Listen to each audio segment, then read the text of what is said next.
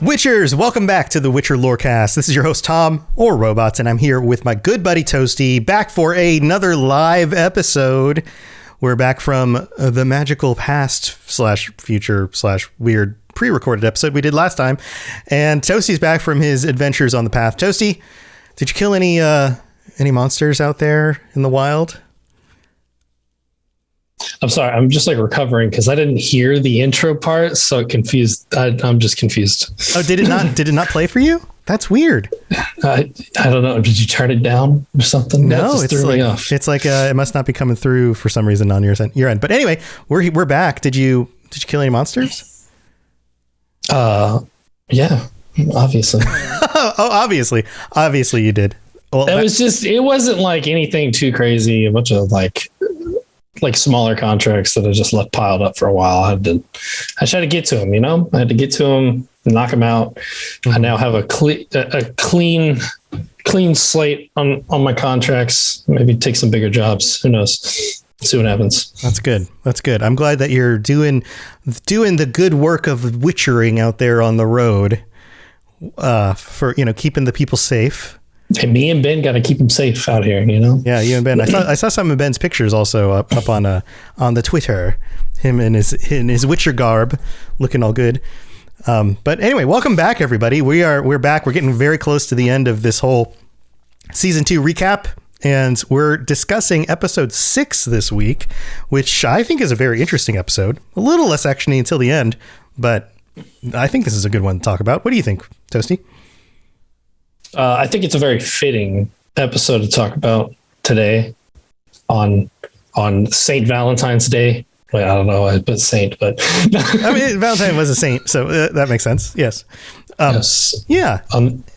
Yeah, it is a good one. We had some requests from the community to do a Velentines episode where we would debate Triss and Yennefer and which would be the better match for Geralt. But we're going to hold off on this.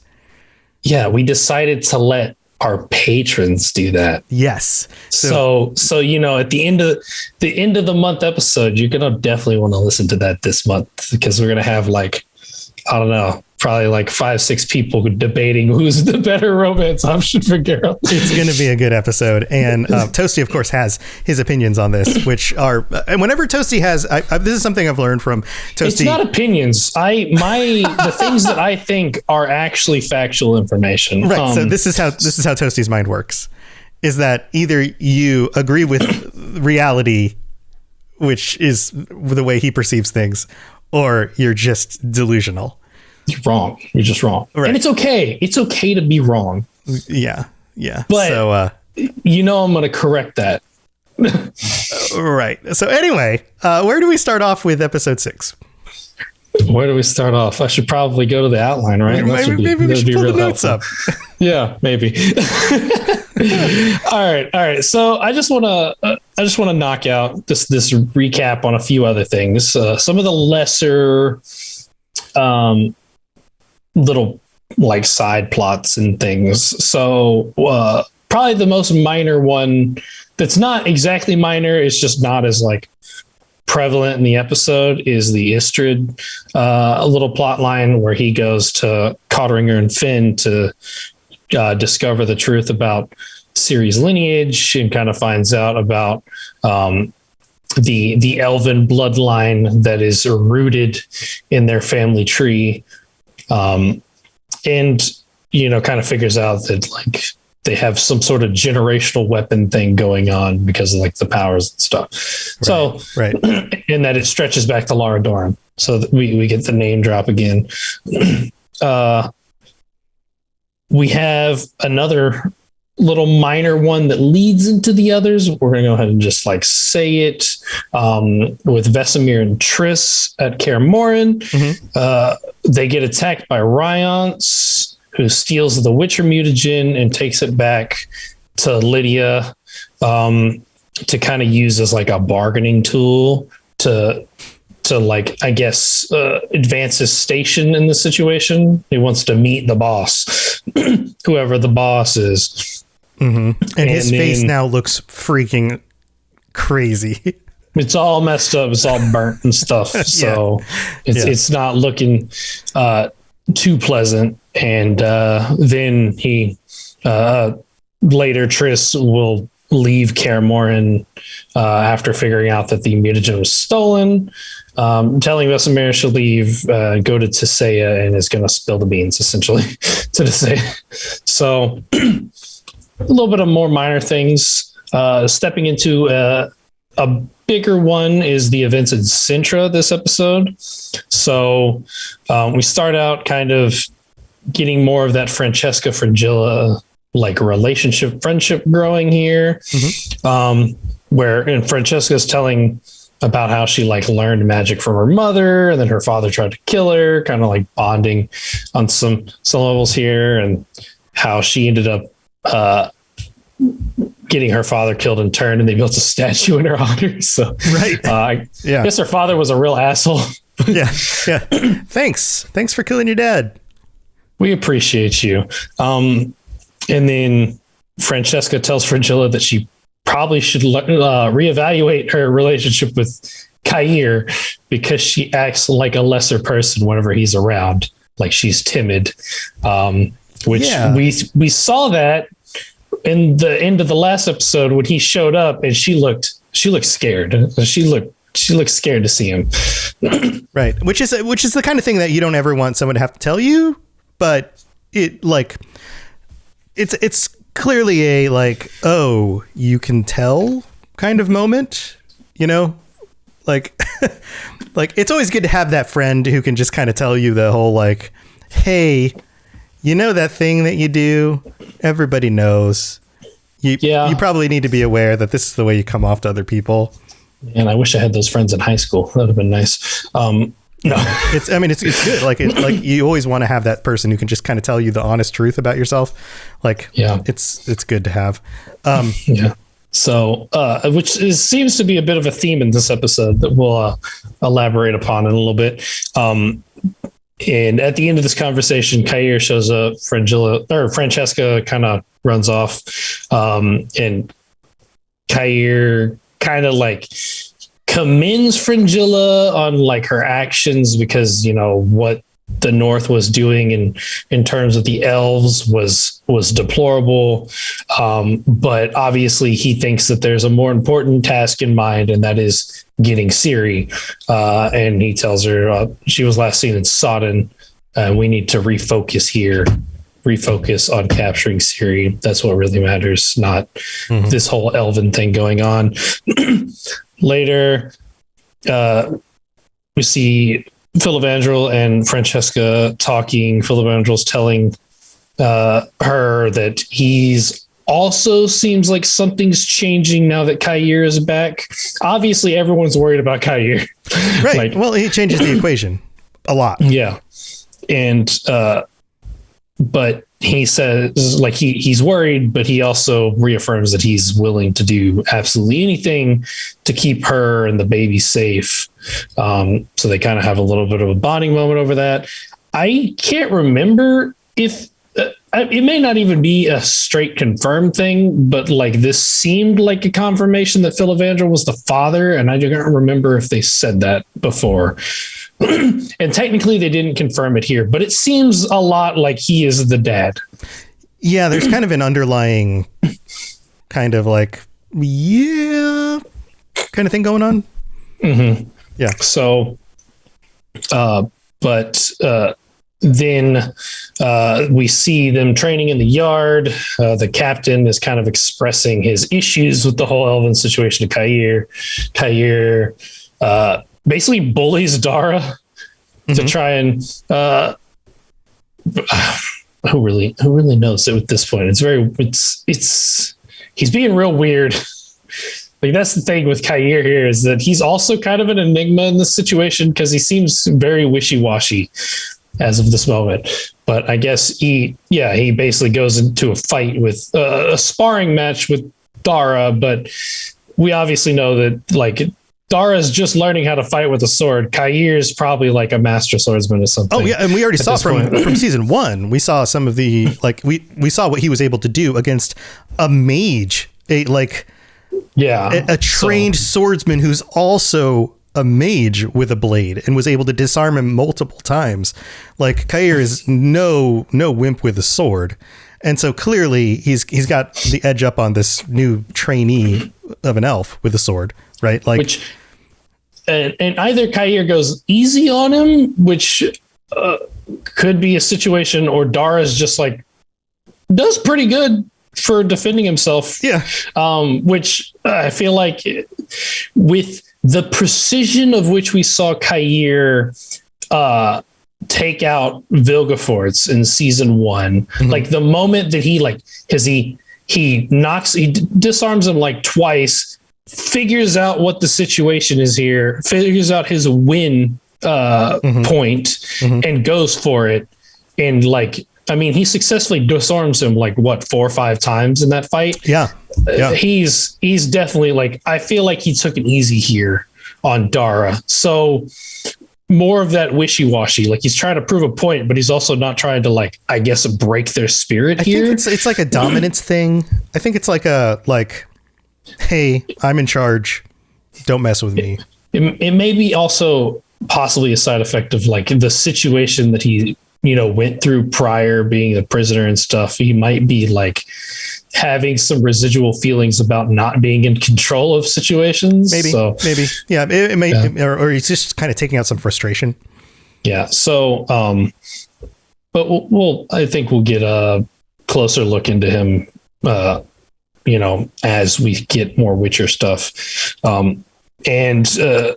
Like Phil Evangel puts a knife to his throat, which is like, I don't know what the hell you're planning here, but if you'd gone through with it, you would have been murdered on the spot. Oh, there would have been bloodshed across the entire city. Yeah, this would have not led to anything good. But luckily, Francesca goes into labor, saved by the pregnancy, saved by baby.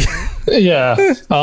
So they rush to that. The baby ends up being born. There's a bit of a scare about it not like crying at first, but I think Frangilla just like burps it, and it's like they just had like, I don't know, a little bit something stuck in its throat, and they just had to get that cleared out. Is what it looked like. So there's the big happy moment of new elven baby is born, especially because Francesca has said that she's carried babies before, but they've never come to term. So This is like a miracle for her, and everything's all nice and happy. And we know something bad is going to happen soon, because that's just not how the Witcher universe works. Nothing stays happy. Don't exist. Right. Nothing stays happy for too long. But yeah, so they're celebrating and stuff. Kair comes in and kind of like starts sowing some more doubt in Frangilla about this, and about how like if they like realize that they can actually have children, they're not going to rely on Nilfgaard and they're going to abandon us, which is like probably jumping like. That's why Frangilla's kind of becoming friends with Francesca too. Like, it's not just reliance anymore. Like the leader of the elves is like friends with one of the higher ups of Nilfgaard. I think you're thinking too negatively on this. And then kind of lays down this letter, this folded letter in front of her. It signified that they had received a message from the White Flame, and he will be here within days. So it's like, oh crap, the Emperor is coming now. Yeah, time's ticking. And it, Frangilla's not entirely sure if she's like in a good position here. Also Dara is kind of putting the pieces together, and also still ratting things out to Dijkstra via the owl. So yeah, it's just some cool, a lot of elven stuff going on in Sintra. Yep. And this is kind of the build up to, I mean, we're getting close to the end of the season. This is the build up to what happens, the climax of what's going on with the elven storyline. Oh, and just a note, after like Kair leaves that final talk with Frangilla, we get the whispers of the Deathless Mother kind of whispering in Frangilla's ear. So even making it worse and kind of preying on her, her, I guess, doubt and negative emotions in that situation. So and fear. Twisting the metaphorical knife. Yep. Yeah. So, and then on to the biggest plot line of the episode. So we got Geralt and Siri. They're walking through the woods. Siri's complaining about how she thought it was safe at Kaer Morhen, and Geralt starts admonishing her about, she almost went through the trial of the grasses, or subjected herself to the trial of the grasses, which is not safe either. Nope. Probably more dangerous. And that she is kind of taking too many risks here and not, like, I guess, thinking about herself too much. And the line that I wrote down was that because Geralt says, you're trying to kill yourself by becoming a mutant. So if you survive, you can try to kill yourself getting revenge. Right. Like all paths lead to death here. Yeah. You just like, it doesn't matter what path you take in. You can either take the short route to death or the long, convoluted one and painful one to death. So he's obviously, he's kind of upset that she's not being careful enough. They come to a river that they need to cross. Geralt wades out to check if it's safe, and the big old Chernobog comes flying over the hills, flying at him. He has like kind of like an Ard battle here. Blasted away on the first one, only kind of deflects its route the second time, so it manages to get through to Siri and Roach. And they kind of start running. Roach is like mortally wounded in this fight. I'm sure there was a lot of people that were really sad about this, and including Geralt. So Geralt has to put Roach out of her misery, but includes like saying kind of this like little prayer before he does so, which is like, oh, he loved that horse. Yeah, poor Roach. Poor Roach. But don't bring a Roach to a Chernobog fight. That's the lesson we take from here. Yeah. Instead, bring a Siri and use her as bait while you kill it with a stick, because that's what happens next. Yeah. So yeah, he tells Siri to go out on the rock and kind of lure it in because it's obviously like attracted to her, and he's like coaching her to stand her ground, and then he just like leaps out from somewhere. Who really knows? He just comes leaping like a very like ridiculous distance, right? Stabs it, or like attaches to it by stabbing it with his knife, and then just gores it with a stick, and it's dead. And it's like, all right then. Chernobygs are vulnerable to wood. If you didn't realize this thing was like, I'm not sure. Like this one, probably the hardest kill for me to wrap my head around in this season, because this thing was generated from the stellacite of the monolith. This thing is made out of rocky fragments, and he killed it with wood. Yeah. It's like, you're stronger than normal people, but like,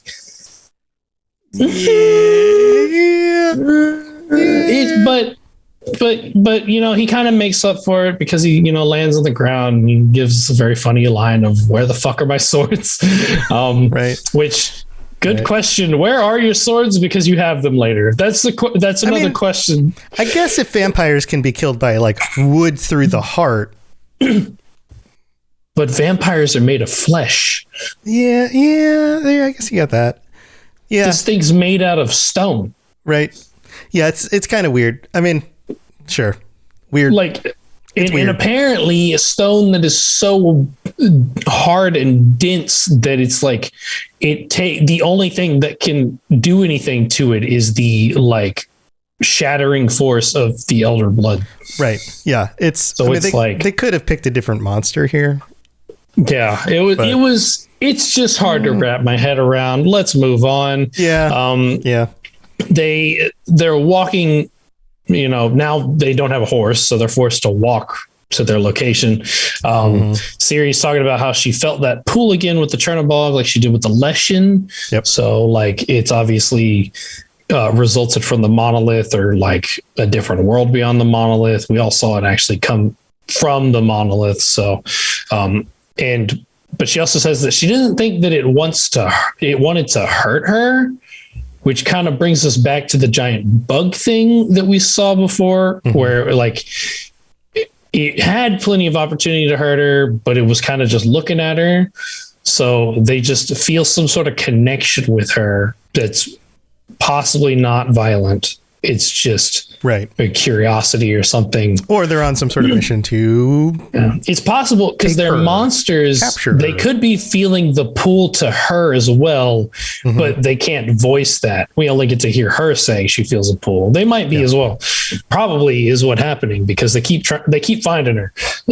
Right. So, and then she tells Geralt about how she killed those boys with their powers.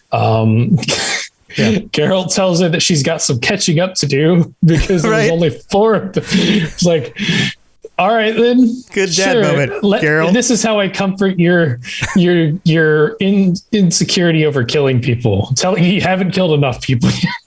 Right. So whatever. Geralt takes her to the temple Melitele, or if you go by their pronunciation of the show, Melitele. I'm not going to say that. I learned it a different way, so I'm going to stick with mine. Who is the goddess of fertility and harvest. And we learn that Witchers learn to do their signs there. And that Geralt came there whenever he was younger as well. I love that they show up and they're just drenched in just muck. Yeah, they've been trekking through the woods for a while. And everyone else has his swords. Everyone else is all nice and like in their nice clothes and stuff, and they're just walking around, probably stinky and just full of muck. And it's just like, it's fine.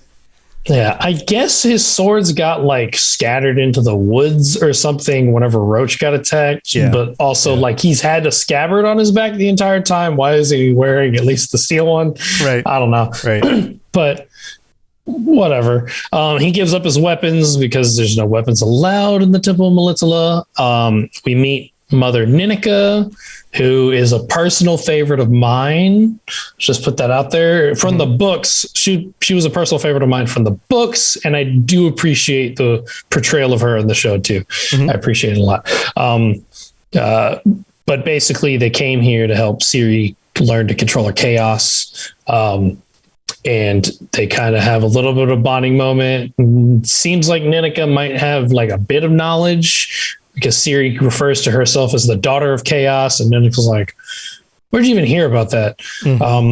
But yeah, she seems very learned, Yeah, for sure. But she sends Siri off with, I also know him as Yara, but if you listen to the pronunciation of Yare, in the show, sends her off with him to go to the library, and she needs to use the orbiculum, which is like, well, what's that? We don't know yet. And then Ninika has a talk with Geralt about how fucked he is in this situation. And that's the thing I appreciate about Ninika is that she's always like been just blunt and straightforward with Geralt. Just to the point. In the book and in the show, she just gets to the point. Right. Which I'm sure Geralt appreciates because he just gets to the freaking point too. Yeah. That's just who he is. So she lays out the fact that like a lot of people are going to be interested in Ciri because of her political power that she holds as being the Lion Cub of Sintra and being like the key to the seat of Sintra. And then there's other people that are going to want her for her elder blood. And it's like, there's no situation in here where you're not screwed. Like it's not good for you right now. And then she tells him that he needs to figure out what Ciri's missing in order to help her. Like, that's how he's really going to help her, is to help her figure out what she's missing. Then we move on series with Yara. This dude is some ridiculous sexual innuendo here, and it's so cringe. But also it makes sense because this dude's probably like 14 trying to flirt with a girl for the first time. It makes sense, talking about how big his tool is. His tool is knowledge, but it doesn't sound like he's talking about knowledge for a little bit there. So some cringe flirting and trying to impress here. And then we kind of see in the distance that somebody's watching them. Hey, it's Yennefer. She's here. She's in the temple too. And we know that she was sent after Siri. So she's, of course, trying to kind of find Siri, goes searching a bunch of rooms, ends up running into Geralt. They're reunited. Happy Valentine's Day. Happy Valentine's Day. Yeah, they're reunited, and it's obvious that like the emotions hit them both. Like, she's been preaching how much of an ass he is this entire season. And the moment she sees him, she's like, he's like, so relieved and happy to see her. She's obviously back. They kiss. Siri walks in on it, and she's like, this is weird. Right. How many women do you have? Because you were obviously flirting with Triss that one time. Right. And it made me really uncomfortable. And Geralt's like, this is my dear friend. And the look she gives him. Which, to be fair, this is like a way more like better accepted response than the book, dear friend in the book. That one's like a violent reaction. There's just the little bit of the reference here. And then they are kind of like gathered around a circle. They're talking about stuff. They're talking about the unicorn, for one. Yes, the unicorn reference. The unicorn reference. Do we want to share this with people who don't know? I wrote stuff about it in the second half, so we can discuss it. We'll talk about it later. Yeah. So, but yeah, they're just all kind of like sitting and talking, and like the look of just pure happiness that's on Geralt's face. Like, he's just straight up watching her the entire time, does not look away, and he's like cheesing hard. He's just got a big old Geralt grin on his face, which granted isn't that big, but for him it's very noticeable. It doesn't happen like ever. Like, this is like it just doesn't happen. He's like perfectly serene. He's like reached like enlightenment here, just being back with Yennefer. And she's obviously like, she's happy, but there's the bit of irony in the fact that we know that there's more to this. And you can tell that she's starting to be torn by the thing that she knows she has to do, and the fact that Geralt is now involved. And she knows that she's going to have to, because she realized the target that she was sent after is Geralt's child of destiny. Right. And it's like, there's no win in this situation for her now. Like, nothing is going to lead down a good road for her here, given the situation that's unfolded. So later on, Ciri and Yennefer are kind of talking about loss and hate, like the people that she's lost. I gotta be honest, it's hard for me to watch this scene because they're supposed to be lighting candles. They are the worst candle lighters in the history. Like, they take this. I'm going into a rant for something so stupid, but they take like 10 plus seconds to light a single candle. And then like, they're supposed to be lighting all the candles, and then they skip them, and then they move to the next. They walk away. Yeah, right. Yeah. And it's like, I had the same thought. Like, you're supposed to be lighting them, but you're skipping half the damn candles. Right. What do you do? And then they go out. This one display has like 7 candles on it. There's 3 of them lit. They light one of them. They leave 3 unlit, and then they move to the next table. And it's like what? they're lighting all the that? candles that aren't even in like you can't even see them based on like the dimensions of the other candles. They're all blocking them. Right. But like they're there. And then like you watch like half the candles go out in the scene. Yes. Yeah. Like This is like an go OCD out after nightmare. lighting them and they're just like, all right. Yeah. I was losing my mind. I was like, I can't, but it's a touching scene, a bonding moment. Sure. But they should have just, once they showed that there were candles, they should have just framed the scene from like the shoulders up so that you couldn't tell what they were doing with their hands anymore. And then it would have been fine. It would have been like, oh, they're just continuing to light the candles. And then, but no, it is like, it is this, if you have OCD, you just like, you go nuts. You're just like, this is not I don't even have OCD and it still drove me nuts. This is not how you light candles. This is ridiculous. No human being does this. Yes. Yeah. And then Yennefer and Geralt are walking around talking. We pass by several more of these like braziers with half lit candles, by the way. Mm-hmm. It's like my roommate in college. She would put on a sock and then a shoe and then another sock and then a shoe, which I always thought was so weird because don't you just put your socks on and then your shoes on? Most of the time? I don't know. I think it's just like a reaction. I don't even pay attention to how I do it anymore.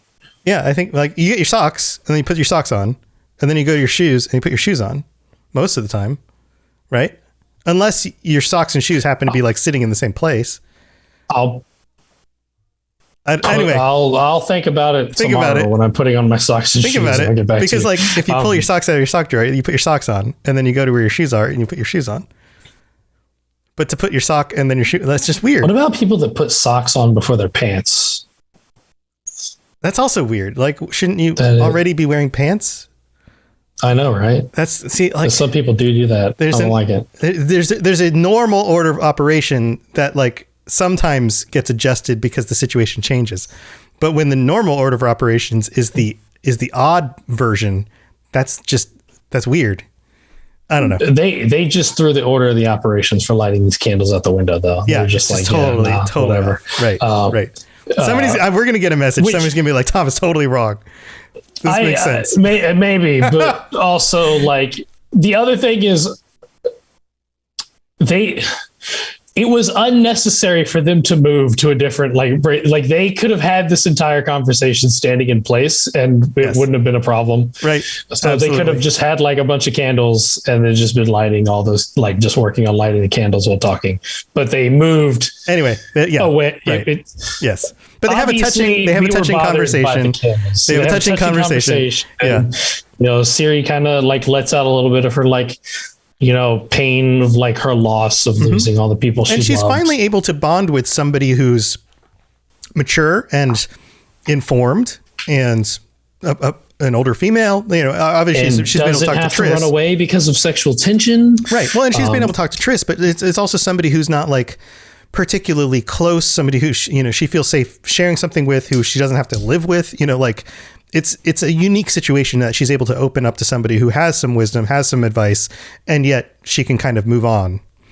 Mm-hmm. It's a nice situation. Yeah.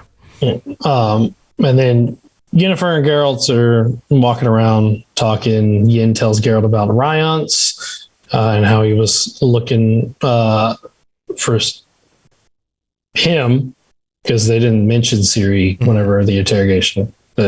So he was looking for, but they don't refer to him by name because they don't know his name. So he's just Firefucker. Right.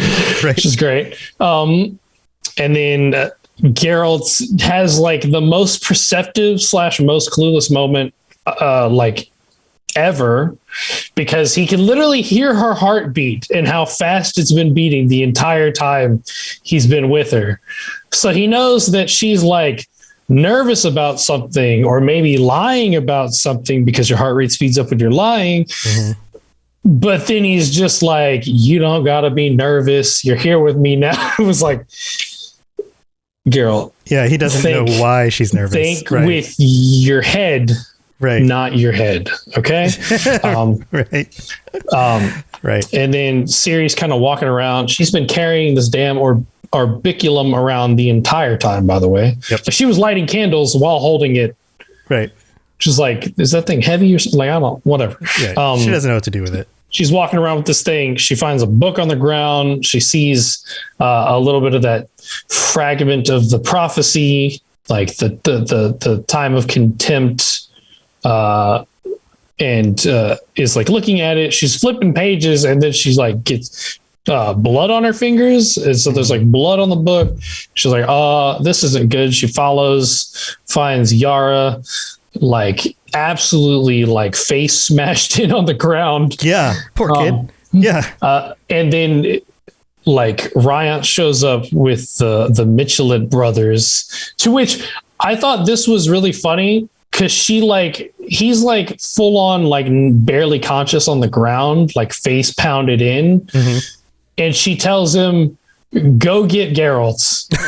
Right. And then walks away. And I'm like, that dude's not moving for like at least a couple hours. Like, he's pretty messed up, Siri. He's not going anywhere. Yeah. Like, you're super tough because you were trained by Witchers. This dude's like never even flirted with a girl before. This dude's not going anywhere. He's on the ground for a while. But it's okay because, Geralt's got super senses, so probably hears it and shows up anyways. He tells Yennefer to take Siri and get out of here while he holds off all people. It doesn't realize how much that might actually mean. Yes. So we get super cool fight scene. This fight scene is like, great. Yeah. This is one of the best ones in the season. I'll let you go on about it more in the second half because I feel like it's worth giving extra attention to. Yeah. So, I mean, we don't need to do a play-by-play, but I think that Geralt fighting a bunch of dudes is always one of my favorite things. Unarmed, fighting monsters, right? Fighting monsters is cool, but the fact that we've talked about this fight scene a little bit already. But the whole taking weapons from other people, using them against them, just using showing signs very proactively in this fight, which is cool. Showing how advanced in combat, how much faster he's able to move, all of that stuff. And then the cinematography on top of it, the whole rolling over things and the camera moving with him, all of that stuff. Oh yeah. That stuff in these kinds of scenes. And the fact that he just bests everybody. Everything they do, he's able to just counter and move around. And even when he gets hit, he's then takes that and uses it to his advantage. All of that stuff is really, really good. Yeah. Evil in chat says it's the best fight scene is the one in episode 1, season 1. This one's up there too. This one's it's similar, but I feel like this one's longer than that fight scene. This one's definitely longer than that fight scene. I think I have to agree though, because that for a pilot episode of something, that fight scene was just insane. Yeah. But yeah, this one's really good too, though. The theme of this episode is just Geralt getting in trouble without his swords. So, a lot of improvisation. But meanwhile, Ryance is he's obviously very focused, so he just throws the Michelet brothers at Geralt to keep him occupied and goes after Yen and Siri himself. Mm-hmm. They've run into a room that's a dead end. They block the door. He's trying to burn down the door, which seems like a very long process for things, but whatever. And basically Yen teaches Siri how to portal. Right. So they portal out. And Geralt cleans up and he sees them right at the end as they're escaping. And there's this moment of betrayal. Right. And Geralt's wait, what are you doing? Kind of, the guy got that kind of look and then that look back by Yen. And then they go through the portal. Yeah. And that's it. Yeah. Yeah, so that's the recap for the episode. We've got to go thank our patrons, but then we'll be back to dissect a little bit more and go into a little bit further detail. So stay tuned. Very well. Let us get this over with. Something has infested my vineyard. Mm-hmm. Great. Let me go prepare my something oil then. Toasty, did you hear it that time? I did. Cool. All right. I fixed the settings. And we've got some new patrons and some upgraded patrons to thank. We have Northman, who signed up as a tier 4 Leshen patron. So Northman, welcome to the Patreon. You can join us at the end of the month to talk about our love interests for Geralt. Love is in the air. I don't know what that song is, but maybe we'll sing too. We were not going to sing. Don't worry. We're not going to sing. Also, Genesis re-upgraded her Patreon to tier 4, and Jared M upgraded from tier 4 to tier 5. So, man, all sorts of awesome new patrons and upgraded patrons this last week. So thank you to everybody. You guys are awesome. And thank you to all of our patrons. And that means Jared M is going to get call outs on future episodes of the show every week, as long as he is a higher vampire. Holy moly. That's our first higher vampire tier. Higher vampire. That's, you don't want to mess with Jared. That is, you don't. He's the only person right now that can kill him is himself. That's nuts. That's crazy. That's crazy stuff. Yep. Also, guys, we've talked about it before, but it is finally time to reveal that we have t-shirts now for patrons. T-shirts for patrons and stickers. And this is an upgrade that we have done. That means that you guys are going to get t-shirts and stickers for no extra cost. And this is something that we want to do to thank our patrons who have signed up. And this means that if you are a tier 3 patron, if you are a Griffin level patron, $10 a month, you will get a sticker every 3 months that you maintain your patron status. And if you are a tier 4 patron or higher, you will get a t-shirt for every 3 months that you maintain your patron status. And it's not going to charge you anything more. The price stays the same. We're just giving you more stuff for helping to support the Patreon. So check this out. This is the first t-shirt that will go out. This is the design from it. I'm putting it up on the screen right now, but I will describe it for our listeners. These are based on the contracts that people post for Witchers, and some of these types of things show up in the games. They show up in stories and things. And they include what looks like a contract written, and then the monster as if it was like sketched or drawn that are next to this. And so, for example, this one says, "Good folk, not once, not twice, not thrice, but thrice I say, thrice I've lost the lower half of mine pantaloons to those blasted drowners in the lake. How is a man to fish without his pantaloons? 20 orens to the one who brings me their heads, Johann the Fisher." And that's just the first one. And so every 3 months, you'll get a different shirt that includes a monster and the little notice that goes up for, whoever can hunt down the monster. And these are all written by me and Toasty. These are not officially from the games or anything like that. And the monster designs are on there. They're lots of fun. They include the little logo for the show. And I hope you guys enjoy them. Some of them are, this one's kind of silly. Some of them are kind of dark and a little bit twisted, and they're all entertaining. So I'll have images of all of them up on the Patreon probably tomorrow. So there'll be a post with all of the different images for the 4 first sets of shirts that will be up. And if you sign up, then make sure that you just stay signed up to make sure that every 3 months you'll get a new shirt. And I hear the shirts are actually really nice quality. They're also only for patrons. These shirts will never be up on the Robots Radio store. They're not going to be anything that you can get anywhere else. Toasty and I can't even get these. They will only be available for patrons ever.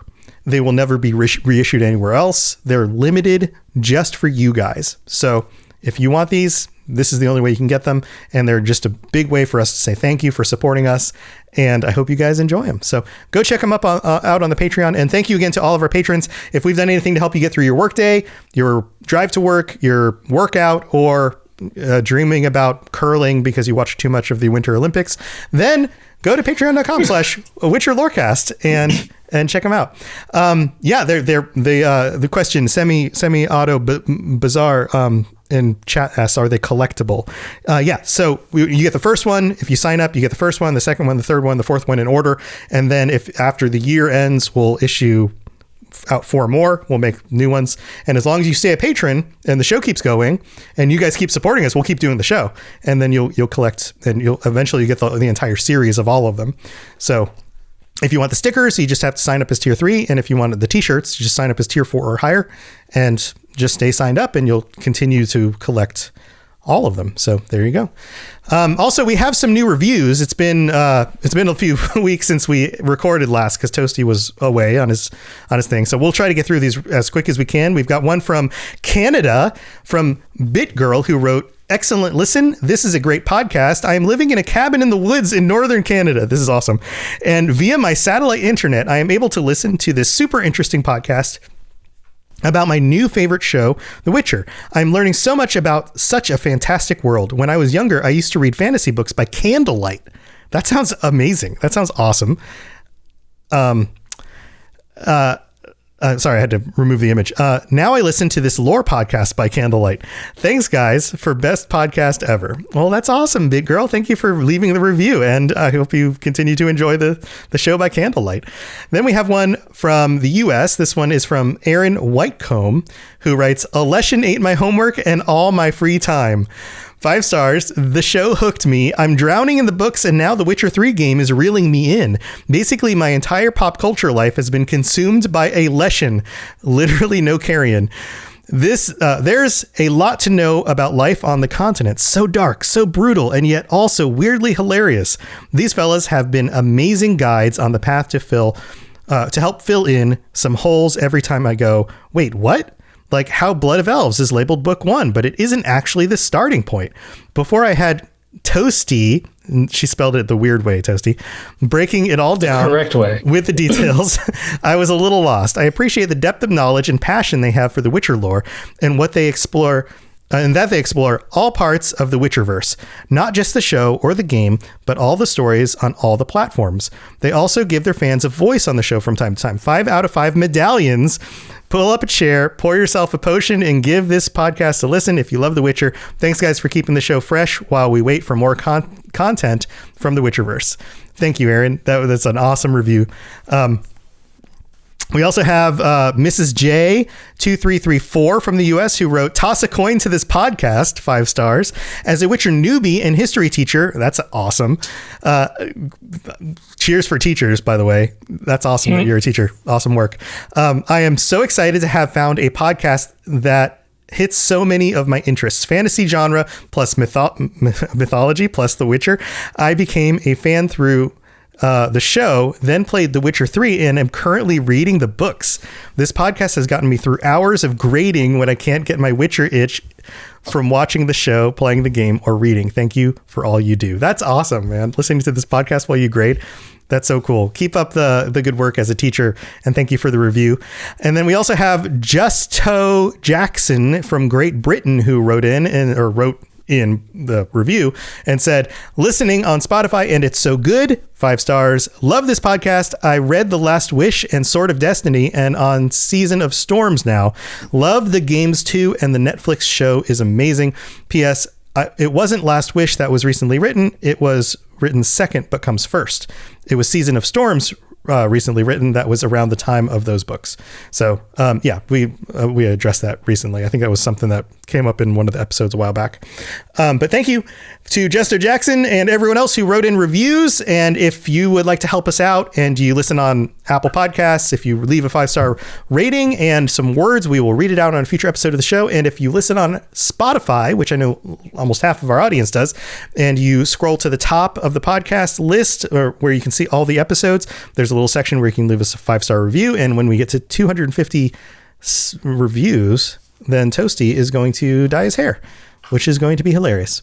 So, all right, we've got the rest of the show to talk about and do our little finish up recap. And then after this episode this week, we're doing the Mass Effect Lorecast. So we got to wrap this up in the next 15 or 20 minutes. So let's move on. Here we go. You smell of death and destiny, heroics and heartbreak. It's onion. Right, yeah. All right, Toasty, man, this is a dense episode. Mm-hmm. What are the things what are the other things that we really want to dig into this week? All right. So I know everyone's going to be asking, and they're like, Toasty, The hell's a Chernobog? Yeah, what the hell is a Isn't Chernobog? that thing in like Russia that happened? You know, the big no. No, it's wait, not no. that. No. The nuclear explosion from the. It was a Chernobyl, right? Chernobyl. No, it's not. It's not that. It's this isn't really a. So it's obvious that it's something that exists based on Geralt's words, like in at least the Netflix, like the Witcher cinematic universe, as we've been calling it. Because like when Siri kind of asks about it, he says it's some kind of Chernobog. So it's obviously something that like shows up before, but this hasn't really been anything we've touched on before. So the Chernobyl, I did a little bit of research. I'm not going to go into like this is like a little depth, mini monster episode, but it is still Slavic mythology, which I thought was cool. And what I managed to come across was that it is basically it's an evil god in Slavic mythology, because the way they viewed Christianity was that there was a good God and an evil God, like capital G, right? Like Jesus and Satan, like good God, evil God. Yeah. So, and they referred to the evil God or the dark God as Chernobog. Interesting. So yeah, it's or the black God. Sorry, that's what. But in what I found is that it's the god of bad fate, essentially. So it's very interesting. I do appreciate that we're still pulling from Slavic mythology here. You know, managing to find things, do it. A lot of pictures and stuff that I see are kind of like look very like demonic and things, like horns, got the big old bat wings and claws and such. So it's definitely devil imagery. Yeah, pretty much like that makes sense. How you would so it's interesting. Maybe if we get like, I don't know if they'll do it like show wise, but like maybe like we'll get another like animated thing. Maybe they'll go into like Chernobyls more or something, or maybe it sounds like he said it's a type. So it makes me think, are there different like varieties of Chernobyls? I wonder if Chernobog is just like a term for devil looking monster. Maybe like, it may be a category that they kind of like threw it in there. Yeah. So be interesting. Yeah. Totally. But So let's talk about the some of the Easter eggs here. We've got the dear friend one, which we mentioned, right? Yeah, we got dear friend as a reference to the books. A very specific portion of it where Geralt calls Yennefer he sends her a letter trying to inform her on the situation, but he's trying not to be like, he's not trying to like make it obvious in case it's like intercepted or something. So he refers to Yennefer and it's as his dear friend, and kind of tries to tell her the situation without like going into too much detail to keep her in the loop, but like not make it obvious. But Yennefer doesn't really take too kindly to the term dear friend and has a very violent like response about it the next time she sees him. So I don't want to spoil it. It seems like a lot of people, it's a bit of a spoiler. But I'm not going to go into too much detail because apparently a ton of people are now interested in checking out the books because of the show or and whatnot. So I don't want to ruin things about that. But it's really funny. I think that part this is is really more funny, of a book plot thing than a lore thing. So if you are going to go check out the books, go read up about it because it'll be more entertaining for you to read about it on your own. So there's also the unicorn being brought up, right? So anybody who's played The Witcher 3 knows what the unicorn is, right? So, and again, I mean, it's not a crucial plot point, but there's the kind of ongoing joke in The Witcher 3 about one of the more adventurous sexual encounters between Geralt and Yennefer was her stuffed unicorn and making love on top of the stuffed unicorn. Which you can do in The Witcher 3. Which you can do on The Witcher. Yes, there's a scene you can do in The Witcher 3. Right, so during a party, no less. Yes. You sneak away during a party. I did want to make a note of the fact that the Chernobog is a bit of an Easter egg because there's the Chernobog rune stone in The Witcher 3, like those things that you can attach to your sword to give it a specific type of damage. There is one called the Chernobog rune stone. So it was very interesting. So we know that they've been doing Easter eggs and stuff kind of all over, but I think this one had like the most it's pretty that dense. I picked up on. Yeah. So very interesting. Yep. And then there's the fight scene, which we covered. I feel like we satisfactorily covered it. We've also talked about it on previous episodes as being one of the highlights of the season. But we love our fight scenes. We love our fight scenes. I especially love when Geralt has to fight humans. Fighting monsters is cool, but it generally turns into like a CG kind of thing, right? But fighting humans is the choreography, and it's intense, and it really pits Geralt up against, intelligent combatants, which I think is really a cool measure of his abilities. Yeah, and it kind of like also because I was watching I'm one of those people that likes watching like reaction videos on YouTube, and I was watching someone react to like the first episode of The Witcher for the first time, and this person I think has a bit more of a background as far as film and like cinematography goes, and they were kind of calling out the fact that like if you like pay close attention to this compared to other things, like you can kind of see in other stuff where they're like pulling the punches essentially, because like stuff like this is really dangerous and you have to be like extremely skilled and stuff. Yeah. And so a lot of times in situations like this, you can see where they're like either like fudging the sword play or like pulling back on it and it doesn't seem as realistic, or purposely swinging where like even if the person didn't block the sword wouldn't have hit them anyway, like those kinds of things. And like we can see in these, like they're not pulling punches, it's just like it's all so fast paced. And it kind of has to be because Geralt's so like he's moving on another speed compared to other people. So it has to be like fast-paced fights. So it's just appreciated. Like I just have like a new appreciation for the fact that like they managed to accomplish that. So yeah, I do appreciate the amount of work they put into it. The amount of physicality Henry Cavill puts into the character. Like the amount of training that they do. And then on top of it, like the choreography, but also the cinematography that goes behind making sure that those fights really do feel right, are impactful. They really do work out well. And that's, I mean, I'll be honest, I enjoy the stories. I enjoy the lore. I enjoy exploring the Witcher cinematic universe and some of the differences from the books and the other stories that I am more familiar with.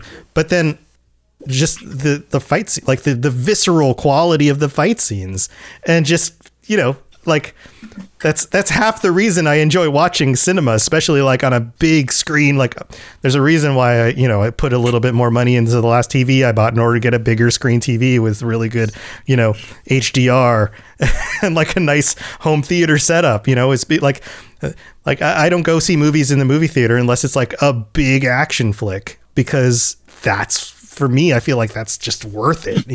Like if I'm going to watch a, romantic comedy, I might as well not go to the theater to see it, like what's the point?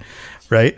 But like watching this on a nice home setup with like the sound all the way up and like right in front of my big screen TV feels awesome. And when you get a moment like this to really enjoy it, that's just, it makes it all the better. So, okay. So last topic here, your favorite character in the episode? Yes. Just yes. Yes. Yes.